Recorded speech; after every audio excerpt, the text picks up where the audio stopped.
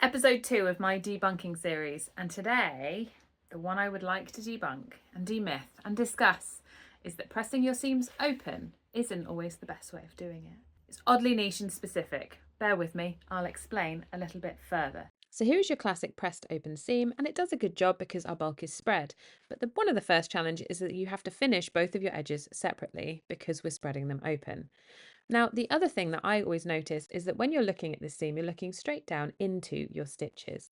Whereas when we press to one side, whether it be to the right or to the left, it creates a bend in the fabric, which actually means you're only looking at the stitches when you're looking at it from one side, which is like a bit of a disguise of them. Now, the other advantage to this is that we can seam finish these edges together, which strengthens our seam. But on top of all of that, it also makes joining your seams easier. And we're not going to end up with a big bulky patch because we're going to push one to one side and one to the other. And what this is going to do is help these seams lock together, which is going to give us a really easy join in where these seams are perfectly lined up because they want to go together like this. Whereas when we join our seams with them pressed open, it's far harder to make sure that those lines are meeting exactly together. So let me show you what I mean in garment format. I have my trusty dress here available to show you what I mean.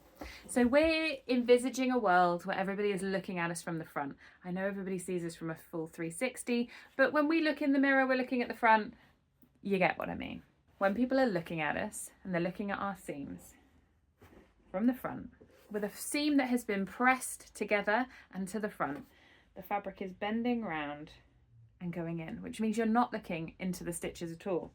You are from the back. So if you pressed your seams the other way, and imagine we press them towards the back, you can see how you're looking straight into those stitches. Whereas by pressing them towards the front, it's a fun little bit of trickery of the eye, is that the fabric bends round and so that you get this more streamlined finish. Now there are examples when this doesn't work. If your fabric is super bulky or isn't pressing well and the seams end up really bouncy, or you've got lots of excess bulk that you're trying to avoid, darts are a really prime example of it. And yeah, press it open, press it towards the back. It's fine. These are tiny little tweaks to your sewing that make a difference. But sometimes the rules don't apply. Sometimes we have to throw the rules out of the window. But the idea that we have to press them open every time, that one doesn't fly. I actually think if you're going to press them anywhere consistently, press them together, press them towards